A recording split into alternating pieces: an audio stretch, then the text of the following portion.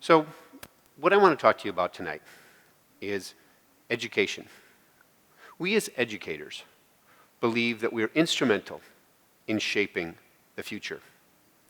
What we do day in and day out at schools to inspire and motivate students to make an impact in our world is what we're called to do. And I believe that if we are deliberate, disciplined, and bold in our shaping of our schools to meet the needs of our students and our communities, we will then in turn also shape the future of our world. But before we move forward, let's take a look back at what education was, or from whence it came. In 1948, 70 years ago, my mom, at that time, Joan Draxler, was a teacher in a one-room schoolhouse in rural Wisconsin.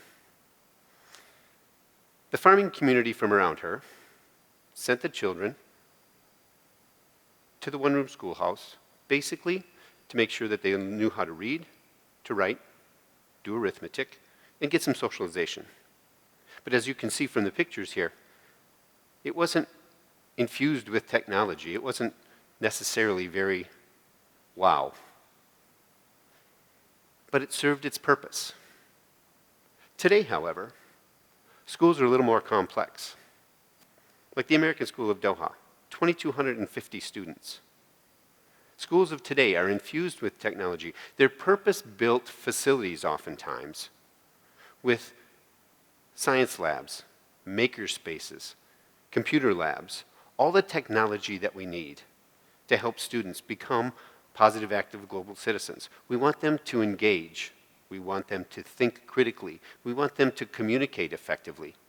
We want them to be able to use design thinking. All of this to impact our world. Now, our vision at the American School of Doha is to inspire and educate students to become positive, active global citizens. And we think we're pretty good at that. But, and that's a big but, is what we've done previously in this school and in all of our schools good enough to make sure that we're getting students ready for the future? Because we can do a lot of things in terms of innovation. We can build great things, we can have great programs, but it's not the wow that makes the impact. It's how we do our instruction. It's how we engage students. It's how we engage our community. It's how we do what we do in schools each and every day that's going to make the difference for us. Because our world is volatile, it's uncertain, it is complex and ambiguous. The VUCA term, some of you know. Our world today challenges us because the volatility, whether that volatility stems from global crises or some local upset in our school, maybe some change in the board or change in the leadership or something that's happened within our community. That volatility leads to uncertainty. When people don't know what to expect, that uncertainty can be unsettling. When we talk about schools, they're complex enough just as institutions. Now, many of us are in a foreign land, in a school with 50, 75, 100 different nationalities. The complexity of the school, plus the complexity of living and working in a foreign country with that many different nationalities and that many different expectations, makes schools all the more challenging. And then you have the ambiguity in particular around living in a foreign land. All of this leads to some challenge for us. So how do we make sense of it? How do we make sure that we are shaping that future? We want to get there early with agility and adaptability, according to a very bright man named Bob Johansen. I had the opportunity to speak to Bob a number of years back. He works with the Institute for the Future out of California, and he works with a lot of organizations and schools to help them prepare for the future. How do we know what's coming and how do we get there early with adaptability and agility? And Bob was a very bright guy, and he would have been a great teacher because he took the very complex and he made it simple. And if anybody knows me, I love diagrams, I love frameworks, because people can see it, people can visualize things, and that's what he's done here. Using foresight to insight to action, we can make sense of our VUCA world and improve our schools through doing so. Foresight is relatively simple, but it's important. It's the important first step. It's sensing what your community needs and sensing what the future will require from all of us. In this slide, you see some data from ISC Research. ISC Research does independent research on all kinds of schools around the world. And currently, they estimate that there are 10,000 international schools out there. Schools like the American School of Doha. I saw Qatar Academy Doha here today. We've got Middle East International School. I think I saw someone from Newton Schools, thank you. And other schools like ours who are serving very diverse populations. 10,000 schools serving over 5 million students with 500,000 teachers. Now for somebody like me who went overseas for the first time in 1989, over 30 years ago, for those of you who don't know, that was pre-internet. We weren't able to use cell phones, there was no such thing. These numbers are staggering because we probably had several hundred schools at that time with commensurate number of students and teachers.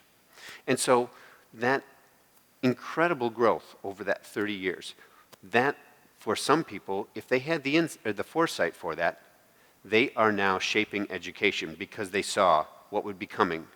And for us, we see this trend continuing, in particular in this part of the world. So foresight comes from everybody in this audience. It comes from students who let us know what they're doing, from parents, from board members. We as educators need to look to the future and sense what's happening and see what we need. My mom, for example, if she had heard that there was going to be a highway that went by her one-room schoolhouse, that would have been some foresight. But would she have known what to do with it? Probably not at that time. And that's where the insight comes into play. So you take the foresight and you figure out what it is that you can do with that knowledge and that information to create a clear and compelling vision for what you are as a school or an organization. Taking that foresight and making it yours, understanding what students need in our particular schools. How do they know what we're going to be required to do in the future? Figuring that out is a key to unlocking the potential, and that's where you engage in conversation with the people in our community. By figuring out what industry needs, by figuring out what higher education is looking for, and translating that into what you do as a school, that's the insight. But insight is not enough either. You have to get to action. Taking that foresight and moving it into insight, figuring out what you're going to do, now you have to act upon it. And in education in particular, action requires risk. Now, in lots of industries, in particular here in Doha, the oil and gas industry, they try to minimize risk. Financial industry, try to minimize risk. Military, trying to minimize the risk. But in education, we want our kids to be risk takers. Good calculated risks are imperative for all of us to learn. Because if we never fail, and if we never try something that's risky or a little bit further than what we're comfortable with, we will never grow, we will never learn. And so that action piece is important for all of us to remember, because you need to take a risk. In the classroom, a risk such as using technology instead of textbooks, or using design thinking instead of rote memorization, using collaborative classwork. Those are risks that have now become normal in helping kids understand and helping teachers teach more effectively. In the division, for example, one of the risks was to move to a new timetable from 8 periods a day to a block schedule, for example. It was a risk, but the benefit was that you could then use design thinking. You could do a whole science lab during the course of a block schedule. In the boardroom or at the leadership team level, taking risks, but calculated risks, require us to have strategic plans, making sure that those plans are helping us move from thought into action. Because it's important for us, if we're going to sense the future and we're going to put it into action in our school, we need to know how we're going to do that. And to minimize the ambiguity, we need to communicate that effectively with everybody within our community. So if we're going to move from foresight to insight to action, we need to make sure that we're engaging our community in conversations like this, making sure that we're sensing what our schools and our communities need for the betterment of our students. Taking that and processing that to figure out how best we can take the action that will make an impact on our students and on education. Now, my mom never talked about a VUCA world or moving from foresight to insight to action, but she and Dad, and my dad passed away 10 years ago this week. She and Dad had 12 children. 4 of us became educators, and then we married, and that's me and my siblings up there in the top right, and I think that's all the siblings and their spouses. And since that time, we've had almost 160 family members that Mom began. Now, most of us won't begin to touch that kind of family size. So what we have to do is, as educators and as engaged community members, we need to make sure that we're thinking and making good decisions about the future, because by doing that and shaping our schools, we are shaping the future through education. Thank you very much.